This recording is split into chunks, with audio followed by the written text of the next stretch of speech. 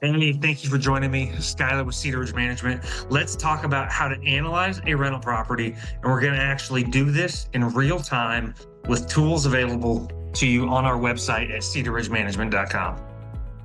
So go to our website, go to Owner Resources, and then click on the Owner's Edge Real Estate Investment Analyzer.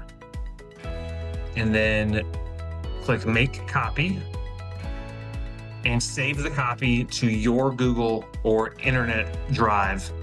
I already did that, so I'm gonna click cancel. Save it as whatever you want, and then let's dive into it. If you have a property that you already want to analyze and you have the details, just go through this document. The yellow is for you to fill out, and the green are cells with formulas in them. So don't fill out the green, just the yellow.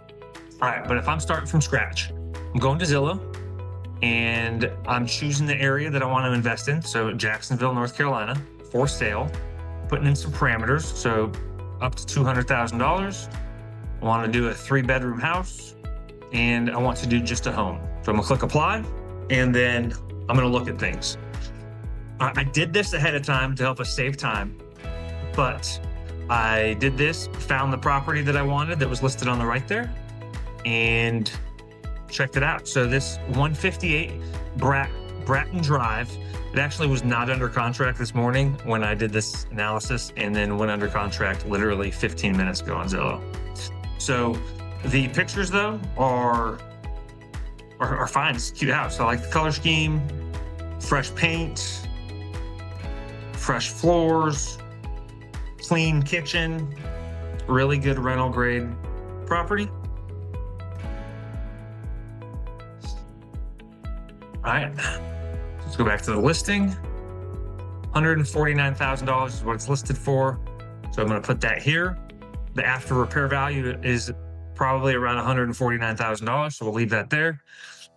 Fair market value, maybe 149, maybe slightly less because it has been listed for 80 days.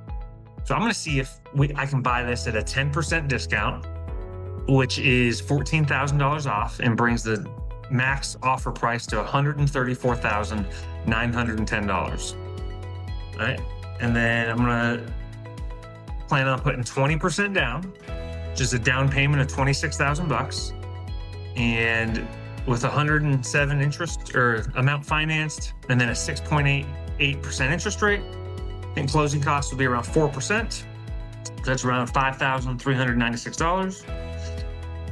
Length of mortgage 30. Now I got to figure out how much it's going to rent for. So go back to our website, click on free rental analysis, and then put in the address 158 Bratton Drive, Jacksonville. Click submit. You're gonna have to fill out some information. So 3-bed, about the property, 1 bath, single family home, square feet. Go to Zillow. 748. So I did this already to help us save time, but then click send my free report, and you're going to get this report. So the rent range for this is about $1,300, and the confidence score is 88%. So I want to be more confident. So how do we be more confident? So let's go down here and let's look at the comparable. So on the second page of this report are the houses that are used in determining the rent price, how much they rented for, where they're located, and things about them. All right, so this first one, 1230 Burgaw Highway, is 996 square feet, and the rent price is $1,250. So that is probably a very good comparable. I'd say that's a good comparable. If you want, you can go on Zillow and check out that property to learn more about it, to see if it is a good comparable. Why don't we just do that for fun real quick? So 1230 Burgaw. Hey, cute house, hardwood floors.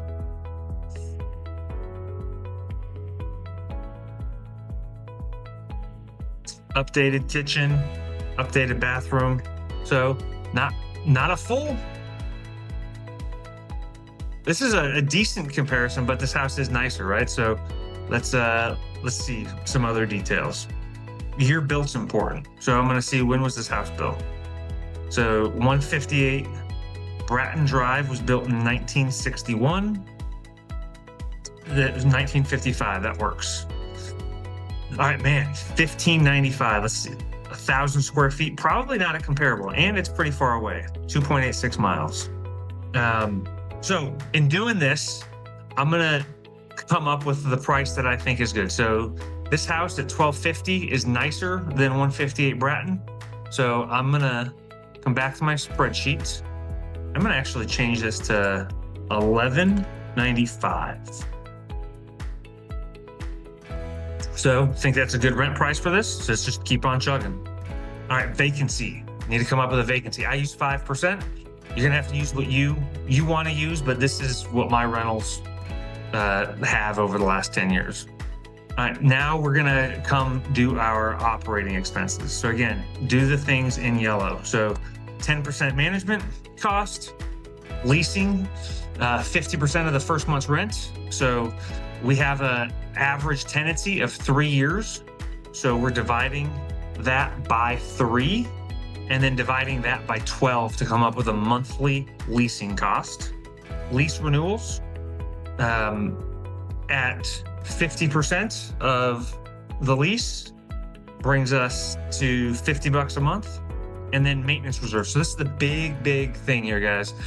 If you're holding your property for 10, 15, 30 years, you're gonna wanna use at least a 15% number for your maintenance reserves. Some years it might be 0, some years it might be 25. So we use 15%, very conservative, and that gives us a monthly cost. All right, now property taxes. So we're gonna go to Zillow and we're gonna see what they are. They have them at the bottom. Scroll down.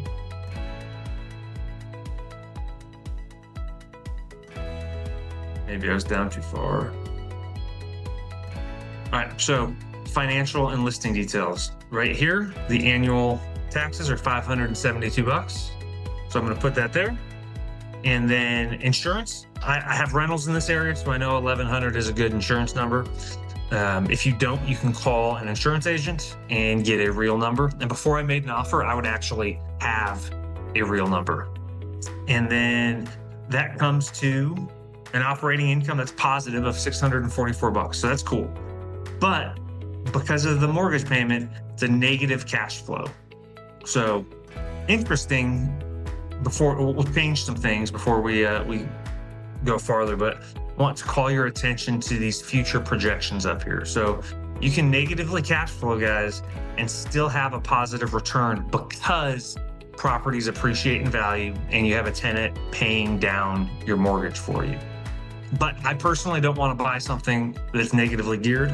So let's see what we can do. Well, we can pay less for the property, or we can put more money down. So let's just see if putting more money down, how that affects things. So 25% down is a negative $21 a month cash flow. At 30% down, so still only 40 grand is a down payment, we're at a positive $23 a month in cash flow. So if you put 30% down, which is $40,000, you positively cash flow $23, and you have a annual return on investment of 35% in the first year. The second year it goes to 23%, and you can see if you hold it for 30 years, that effective annual ROI is 46%. So this is an extremely helpful section to look at, and it really helps clarify what is your investment decision. Because if you get hyper focused on cash flow, you're going to miss out on opportunities. But if you're hyper focused on just appreciation, you might make some bad investments. So you really want to look at the entire picture, which is what this spreadsheet helps you do. And then this graph shows you years 1, 5, 10, 15, 20, 25, and 30. And it graphs out your mortgage payments, the mortgage balance, and see it goes down in red there. Your equity, which is light blue and goes up. Your cash flow, which is light green and goes up, and your total return, which is dark green and goes up. Now, this is pulling data, guys, from this sheet over here. So if you want to look more at the numbers and kind of get lost in the matrix, you can do that on the number 2 hold ROI analysis tab. And then the interest calculations for the spreadsheet are on this interest calculations tab. This is a good property. This is a great analysis tool. And if you have any questions about what variables to use, where to find information, or how do you find maybe even off-market properties, please shoot me an email. Would love to talk to you about it. God bless you guys. Have a great day, and I will talk to you later. Take care.